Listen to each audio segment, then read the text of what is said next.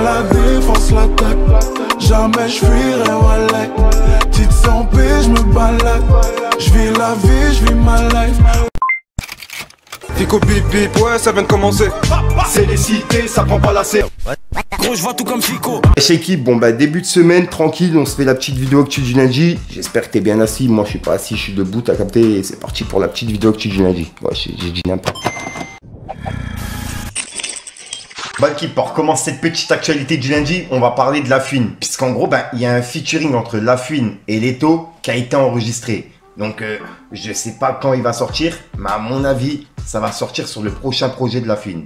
Ensuite, hier, on a parlé d'Ursi Nouvelle École et on a vu qu'il avait annoncé la sortie de son tout premier projet qui sera disponible en septembre. Et là, ben, il y a Dadji qui est également justement dans Nouvelle École saison 3 qui a annoncé la sortie de son tout premier projet qui sera disponible également en septembre.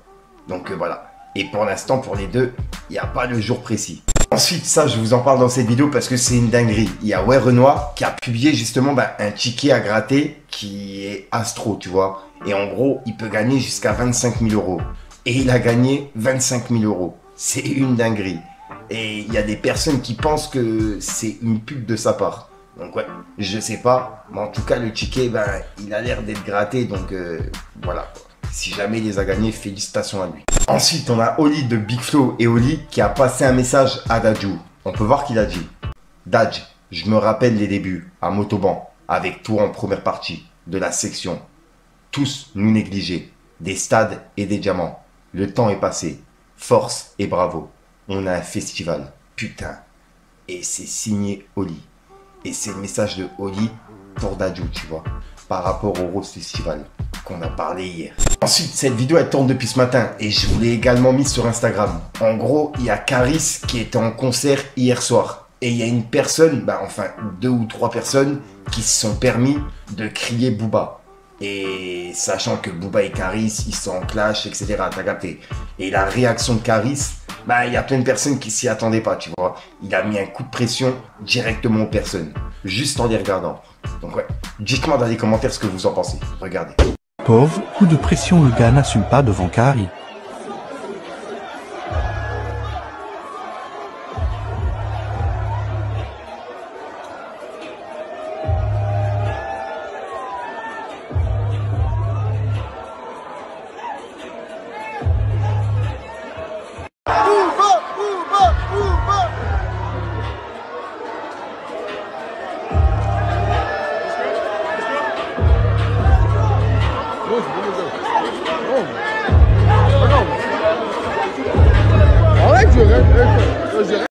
Ensuite équipe, pour cette vidéo, je vais vous faire la présentation entière d'un rappeur marocain qui s'appelle The Only. Il est originaire du quartier populaire Aïe Momedi à Casablanca. C'est une figure incontournable du rap art conscient au Maroc. Avec un flow unique et percutant, il se distingue par sa capacité à dépeindre la réalité brute et authentique de son environnement. Son écriture exceptionnelle fait de lui l'un des meilleurs paroliers de la scène rap marocaine.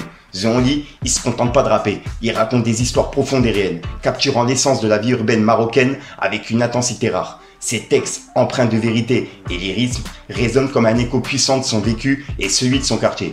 Depuis sa signature avec le label et la boîte de production marocaine Africa Prod en 2023, The Only a vu ses réalisations devenir réalité et son développement visuel évoluer.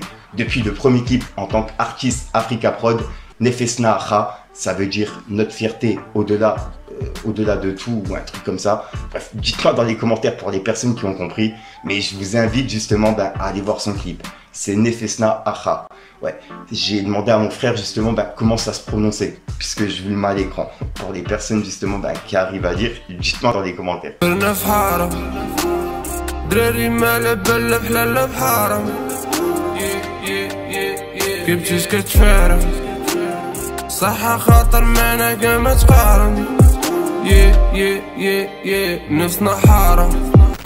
Ensuite, hier, j'ai vu qu'il y avait pas mal justement de réactions par rapport à cette actu. En gros, le fait que Booba, il ait demandé Damso à faire un défi sur un son.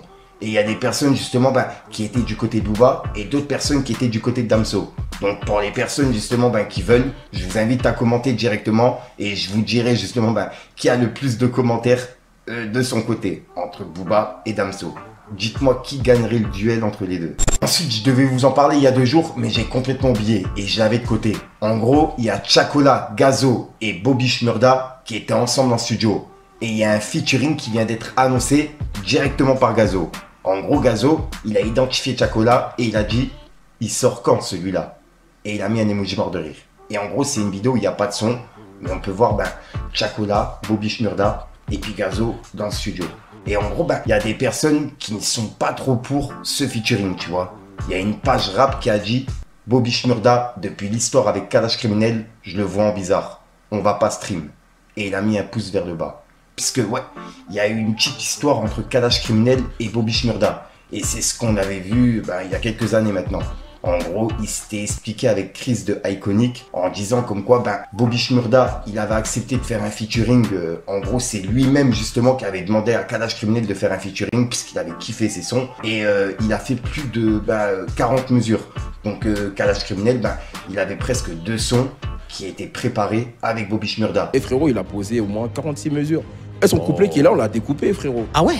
Il a dit quoi? T'as vu tout ce que j'ai posé après? Prends-le, prends les voix, tu mets dans un autre son, on fait d'autres trucs, fais ce que tu veux avec. Sauf que quelques mois après, Bobby Shmurda, il a eu une embrouille en showcase. Et le showcase a refusé de payer Bobby Shmurda. Et le jour même, Bobby Shmurda, il devait tourner le clip avec Kalash Criminel. Donc bref. Il y a eu une embrouille justement dans le showcase. Bobby Shmurda est booké pour faire un showcase à Londres. Le showcase devait durer à peu près une trentaine de minutes, mais après 2 morceaux, Bobby Shmurda avait plus trop le cardio. Donc il s'est arrêté, il a dit ok, c'est terminé, j'ai fait mes 2 sons. Où sont mes sous? Sauf que le promoteur, il a pas vu les choses de la même manière, ce qui est un peu logique. Il lui dit écoute, je t'ai booké initialement pour 30 minutes, fais tes 30 minutes et ensuite je te paye. À partir de là, Bobby Shmurda était pas corda, Bobby était avec ses gars, le promoteur est chez lui, donc bien évidemment, il est aussi entouré et forcément ça a commencé un petit peu à chahuter et ça a donné les images qui ont été diffusées sur TMZ.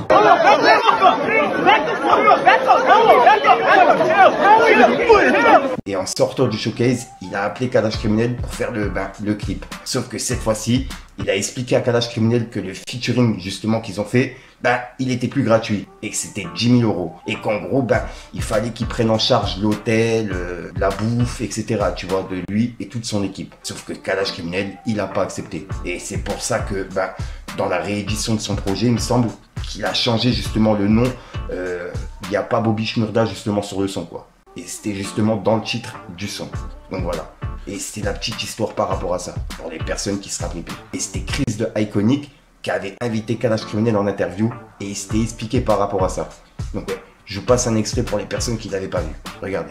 Kalash Criminel, comme je te l'ai dit plus tôt, ne paye pas les featuring. Donc il lui a dit, en plus on s'est mis d'accord plus tôt, c'est mort, je te lâche rien. Et le clip, on oublie. Et c'est là où Bobby a fait, puisque c'est ça, tu me retires de l'album. Comme tu t'en doutes, les esprits se sont un petit peu échauffés, ça a parlé d'avocats, de tout ça. Et finalement, Kalash Criminel a préféré le retirer de l'album. Je tiens quand même à dire que mes sources viennent plutôt du camp de Kalash Criminel. Mais lorsqu'on voit la manière dont les choses ont été faites du côté de Bobby, j'aurais plutôt tendance à croire Kalash Criminel plutôt que Bobby Shmurda. Donc voilà, c'était la petite histoire derrière le morceau Ganou sans Bobby.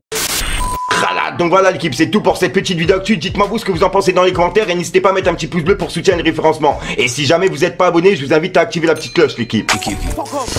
Dans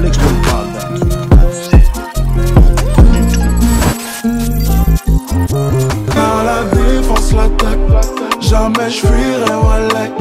Petite sans paix, je me balade. Je vis la vie, je vis ma life. En mode neti, je me prends pas la tête. C'est comme ça qu'Ada dit. Je sais pas faire touti. J'arrive en vrai, je suis dans le futur comme une IA. Voilà l'équipe, c'est tout pour cette petite vidéo. Tu sais quoi, je vais la faire annoncer. N'hésite pas à mettre un petit pouce bleu pour soutien et référencement et à me dire ce que tu en penses dans les commentaires. Et comme d'hab, si t'as pas envie de mettre un commentaire, tu mets un 2 à 3 là, c'est juste pour référencement. J'ai failli bugger, mais c'est passé. Et puis voilà, et puis si jamais t'as de l'actualité, tu sais quoi, n'hésite pas à me l'envoyer en privé, je te mets mes infos directement là, tu vois, t'as mon Instagram, Snapchat, etc. Et puis comme ça, je pourrais en parler en vidéo, tu vois, puisque je peux pas tout voir et il y a des moments où justement je suis pas disponible, donc si jamais vous pouvez justement m'aider, voilà quoi. Sinon j'arrête de te rendre fou, je te dis à soir pour une grosse sortie de mes vidéos et une nouvelle exclue. Enfin bref, peace again.